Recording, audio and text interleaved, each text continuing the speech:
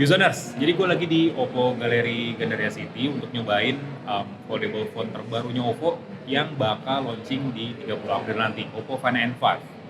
Opening ini, gue rekam langsung pakai kamera Oppo Find N5 dan gue juga bakal hands-on langsung smartphone ini kayak gimana, jadi stay tune terus.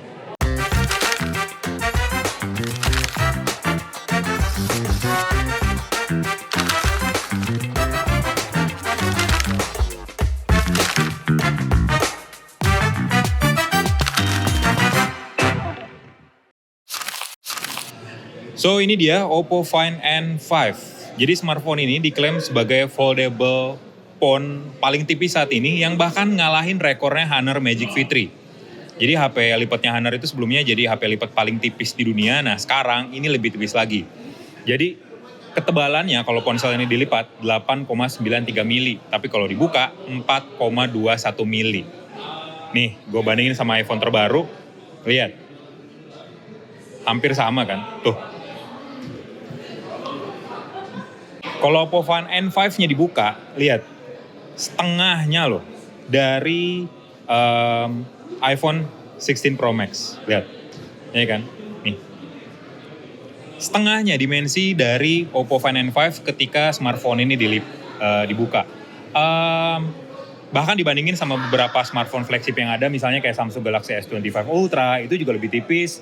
Kalau dibandingin sama Honor Magic V3, 0,25 mili saat dilipat dan 0,19 mili ketika smartphone ini dibuka. Jadi ya secara klaimnya Oppo, kalau ini foldable phone paling tipis ya bener juga sih. Dan memang feel-nya pakai smartphone ini mirip-mirip kayak pakai smartphone layarnya satu. Lihat tuh, dari ketebalannya mirip, terus dari dimensinya juga hampir mirip. Rasio layarnya juga nih, rasio layarnya juga mirip-mirip antara Find N5 dan smartphone flagship atau smartphone premium. So ya, smartphone ini ya bisa dibilang bikin foldable phone jadi makin ringkas lagi, jadi makin easy to use lagi dan benar-benar ngasih konsep kalau tablet dan smartphone digabungin jadi satu perangkat, ya ini Oppo Find N5 sekarang.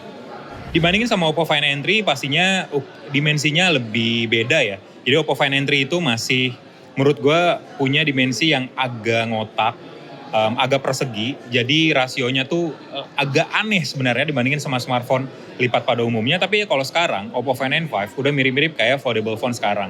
Jadi kalau ditutup, rasio layar bagian luarnya udah mirip kayak smartphone mainstream pada umumnya. Dan ketika dibuka, lebih lega juga layarnya, jadi ya lebih banyak aplikasi yang bisa dimuat dalam satu sesi kalian pakai smartphone ini. Nah, untuk desainnya sendiri, jadi ada dua warna dari Oppo Find N5. Ada Misty White dan juga Cosmic Black. Jadi unit yang gue pakai sekarang, yang gue pegang sekarang ini warna Cosmic Black. Jadi nggak kayak Find N3 dengan material kulit vegan lagi, tapi sekarang udah kaca. Terus bodinya dibikin matte juga, bebas sejak sidik jari sih. Terus logo Oppo-nya timbul, belakangnya lebih gede kameranya, ada logo Hasselblad-nya juga. Jadi ya smartphone ini beneran berasa sih premiumnya. Di bagian depannya juga bezelnya jadi lebih tipis dibandingin sama seri sebelumnya. Tuh. Lebih tipis dan lebih enak aja sih untuk digenggam. Oh iya, kalau ngomongin materialnya, smartphone ini udah pakai aluminium, hinge-nya udah titanium juga, jadi lebih kuat. Dan smartphone ini udah ngantongin sertifikasi IPX8 dan IPX9. Jadi nggak cuma tahan air aja, tapi juga tahan terhadap air di suhu ekstrim. Bahkan ya guncangan juga dia smartphone ini udah lebih tahan. Tapi ya secara daya tahan smartphone ini udah lebih baik dari seri sebelumnya, bahkan dari foldable phone lainnya.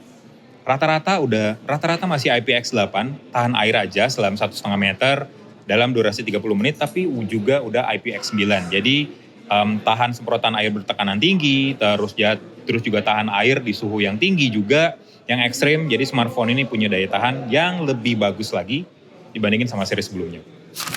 Sekarang kita ngomongin layarnya. Nah, layar bagian depan dulu nih ya. Di cover screen-nya, ukurannya seperti yang gue bilang tadi, lebih besar dari seri sebelumnya. Jadi layarnya sekarang 6,62 inci, resolusinya Full HD Plus atau 0,31 lebih panjang dari Oppo Find N3.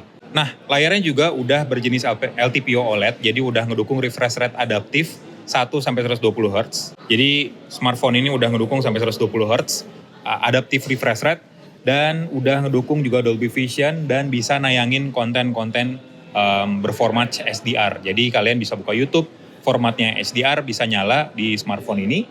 Terus kalau dibuka bagian dalamnya, LTPO OLED 8,12 inci dengan resolusi yang jauh lebih tinggi, kayak VGA Plus atau bisa dibilang 2,5K kali ya. 2,5K, kalian langsung disuguhin oleh Oppo Find N5 ini. Refresh rate-nya sama, 120 Hz juga, udah Dolby Vision, HDR10+, dan tingkat kecerahannya udah tembus 2100 nits pada peak mode. Jadi ada banyak fitur di sini yang bisa kalian aktifin untuk memaksimalkan ya experience visual kalian di Oppo Find N5. Cuman satu sayangnya di layar Oppo Find N5 ini, nggak kayak Vivo X Fold 3 Pro yang udah in-display fingerprint. Fingerprint di smartphone ini masih aja di tombol power. Jadi masih konvensional, padahal ya smartphone ini udah premium. Seenggaknya di layar depan lah in-display fingerprintnya gitu ya. Ini depan enggak, di dalam juga enggak, jadi kalian tetap buka sidik jari pakai di tombol power ini. Oke, ngomongin prosesornya nih, ngomongin dapur pacunya. Kalian pasti penasaran kayak gimana spesifikasi dari smartphone ini. Jadi ini yang menarik sih dari Oppo Find N5 karena Snapdragon 8 Elite cuman speknya dibikin beda.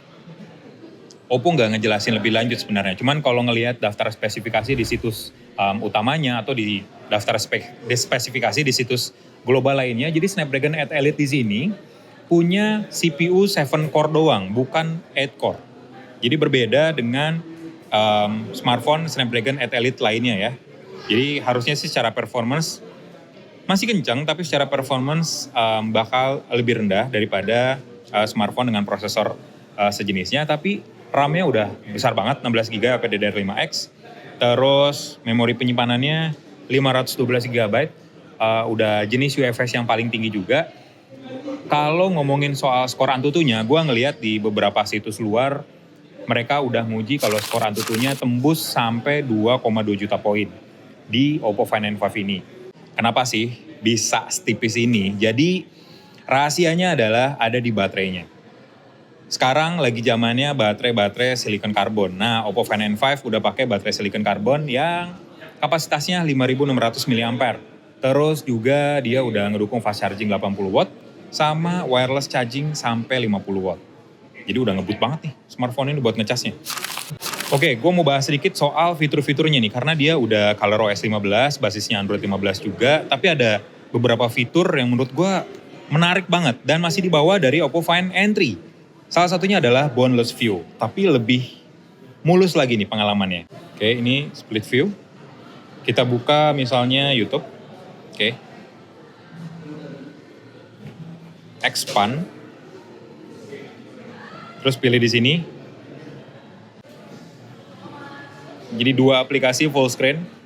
Kejutannya, kalian bisa buka aplikasi lainnya di sini. Expand juga. Jadi 3 aplikasi dalam satu sesi dan semuanya full screen. Ini boundless view, mirip kayak Oppo Find N3, jadi lebih multitasking, jadi lebih maksimal juga. Produktivitas oke lah ya kalau ngomongin produktivitas. Ada banyak fitur AI di smartphone ini, salah satunya ini, Translate. Jadi kalian bisa conversation mirip kayak AI interpreter di Galaxy AI, bisa live juga di sini, terus bisa dokumen, bisa translate dokumen, semua dokumen bisa kalian translate pakai Oppo Find N5. Jadi ada banyak banget fitur AI di sini yang bisa kalian manfaatin di Oppo Find N5. Sekarang terakhir kita bahas soal kameranya nih yang bikin penasaran. Jadi ada 3 kamera di Oppo Find N5. Kita bahas kamera utamanya dulu, udah 50 megapiksel yang pakai sensor Sony Lithia 700 yang dukung OIS, Optical Image Stabilization. Ada juga kamera periskop telefoto, 50 megapiksel, sensornya ISOCELL Gen 5 dari Samsung, udah OIS juga. Dan kamera ultrawide 8 megapiksel. Emang sih kurang impresif ya untuk kamera ultrawide-nya, tapi udah ada autofocus. Dan sesuai logonya nih, Hasselblad. Jadi tuningan kameranya udah dioprek sama teknologi Hasselblad. Jadi secara teknologi bakal lebih oke lagi. Yang cukup disayangkan adalah kamera depannya. 8 megapiksel doang, di bagian covernya juga 8 megapiksel. Kayak biasa aja gitu. Gak sekalian aja gitu 32 megapiksel autofocus kan cakep ya. Ini 8 dan 8 kayak kurang mantep aja di Oppo Find X8 ini. Tapi ya, komposisi kamera belakangnya emang overpower sih, apalagi kamera utama dan periskop telefotonya. So gitu aja hands-on singkat first impression gua Oppo Find N5 ini, dan closingnya juga gue rekam pakai Oppo Find N5, jadi opening closing pakai kamera Hasselblad di Oppo Find N5 ini. Gimana menurut kalian?